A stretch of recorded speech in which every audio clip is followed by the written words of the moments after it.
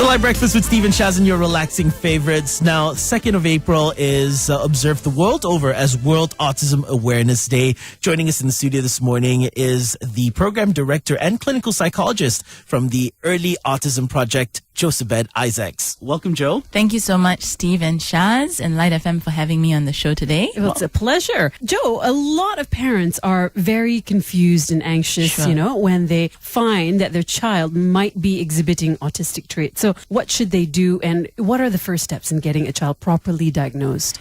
Well, for a complete list of red flag behaviors, that's actually listed on our website so that parents have an idea. But typically, they would notice certain red flags. For example, the child may not be showing gestures such as pointing or limited eye contact. They may not have single words by 16 months, or maybe there's even no babbling or cooing. So some of these red flags, like even things like not pointing to something or not responding when their name is called, are all what we call red flags. Now, upon having a few of these red flags, a parent is encouraged to do what we have on our website called the MChat. It's just a short checklist for autism. So it actually gives parents like an indicator of a risk assessment. So how high is the risk that their child may have autism? Then they really should see a professional, and a trained professional like a clinical psychologist, a child psychologist, a developmental pediatrician, to have a full assessment. The earlier the better, actually, because the sooner parent knows why the child is not responding a certain way, then the quicker treatment can be given and those gaps can be closed earlier. And Joe, what is early intervention specifically, and how important is it to get early intervention? When should they start? Early intervention basically means starting a treatment or intervention early. But specifically when we talk about early intervention, we are talking about evidence-based treatment. That means there's research that is supported by extensive journal articles, peer-reviewed studies. So with that, the only really strong evidence-based treatment is actually something called ABA, Applied Behavioral Analysis. So when we say early intervention, like at where we work, EAP, we actually provide intensive behavioral intervention. We start as early as 18 months, 2 years old. But the program has to be individualized. And it's usually only one-on-one, right? There's no group therapy. That's right. Initially, because the thing with autism is the child has difficulties with attention as well and learning. So if it's in a group with one teacher, even as good as the teacher is not Superman. So the teacher can't be giving the full focus and attention to 3 different children or 4 different children. And if one child with autism has an inability to sit down at a table and starts running off, and then the other child starts having a meltdown, and then the other child starts screaming for food. It's all disruptive. Yeah, it's all at the same time. So your progress is actually quite limited, and you're not able to achieve the kind of results you really want to achieve. Now, Joe, are there enough support networks or resources available in Malaysia currently? And are there still families being left out of early intervention programs? Well, I think that there's a couple of concerns in Malaysia. One is that many children may still go undiagnosed, especially children who have milder autism or less autism, as we put it. And many times these children may be just pushed through the system, but actually start to struggle more and more as they go by. So there's a whole group of those types of children that may have impact in terms of being bullied at school, struggling academically, struggling to make friends. Then at the same time, we don't have a strong governance, or there is a lack of overall governance. So that also raises concern with many new types of treatments or centers sprouting up claiming to be able to help a child with autism. So that is a concern for us, definitely, because a parent only has that many years to help their child, to give them the best treatment. And if they start going on basically a wild goose chase, or have a treatment that is not of good quality, or even compromising standards, that really has a detrimental impact on the child and family. At the same time, with ABA, because it is one-to-one and because the program is as effective as the number of hours the child receives. So based on research in the US and what is mandated by US governments, actually, it's more than 30 hours a week. So you can imagine 30 hours of one-to-one therapy, how costly this is. So in terms of funding, that is really something that we are trying to appeal in terms of public policy that at some point ABA will be something that can be funded so many more families can receive this treatment. Joe, have you come across situations where parents are in denial when they receive diagnosis from the professional that their child has autism? Well, as a professional, by the time we see a child, the parents are actually coming to us for help or for a diagnosis. So we still have some families find it difficult to accept the diagnosis. And me being a parent myself now, I really can understand it. And my heart really breaks even when I have to tell a parent. So what we do as professionals or as clinicians is to really walk the parent through the DSM-5 and to walk them through the specifics of the symptoms of autism.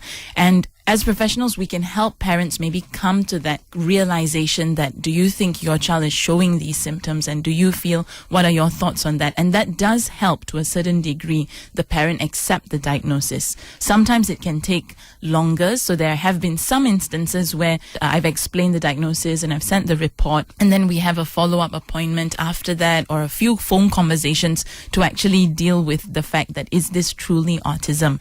But I think as a professional, most parents are pretty ready and are already quite aware. But I still feel as professionals we have to manage this with some delicacy and sensitivity, that we are basically informing parents that your child is going to have some lifelong challenges, and that's very, very painful, and we're the first ones to deliver that. Joe, recently there was a father who found out he himself had autism when he got his daughter diagnosed.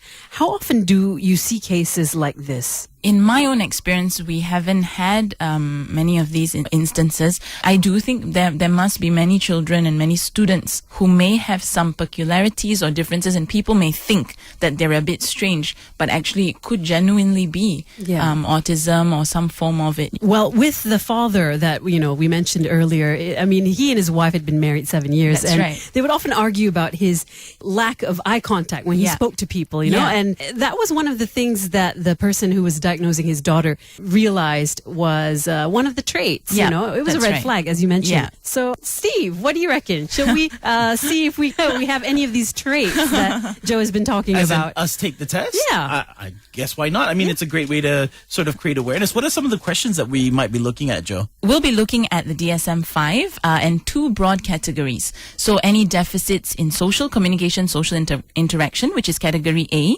or any sort of repetitive or restricted behaviors, interests, or activities. So maybe things like in the first category, anything to do with deficits with nonverbal communication or making friends. And in the second category, maybe things like any inflexibilities that you might have, or any sensory areas of difficulty, and those sorts of questions. Okay. With us is Jochebed Isaacs, who is the program director of the Early Autism Project, as well as a clinical psychologist who's been doing this for the past 10 years now. We just completed the brief clinical interview with regards to whether Shaz and myself are on the spectrum. That's right. And of course, the whole interview and the whole test is available on our Facebook page, fb.litefm.com.my. Do check it out if you want to see how we underwent the whole testing. Joe, since you're here and we're back on air, sure, can you tell us how we did? Well, thank you so much for participating in that.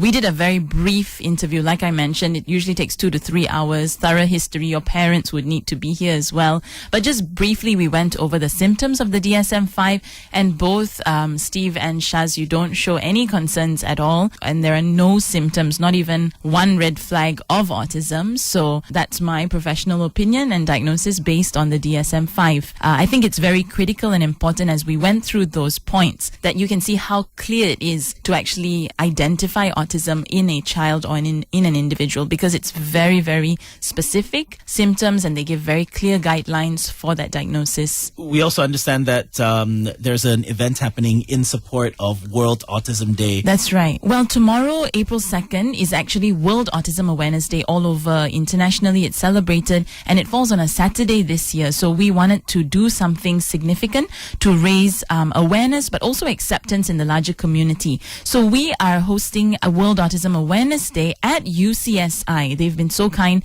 to offer us their venue and their volunteers, and we're going to be having a half-a-day event there. Registration starts at 8 a.m. It is free entrance. There are a lot of fun things happening. Deborah Hendry will be there. She'll actually be hosting a parent dialogue. So for parents who want to know what it's like to have a child with autism and go through that grief process as well as coping with the diagnosis, the parents themselves will be talking about it. We're going to be having Malaysia's first ever Paint for Autism project, where there's only 30 canvases and teams of 4 will get this canvas each. And it's basically paint by number, so they don't actually know what they're painting. All these pieces will be put together to reveal a mystery picture that actually will communicate hope and celebrating autism, but also communicate that it takes all of us to work together to help a child with autism and to help individuals with autism. So we really hope that people will leave the event learning more about autism, but also feeling that they can accept and be a helping hand and be a support to others. Well, it sounds like a whole lot of stuff that's happening. Joe, thank you so much for joining us today. Thank you. Thank you, Steve. Thank you, Shaz. Thank you, Lite FM.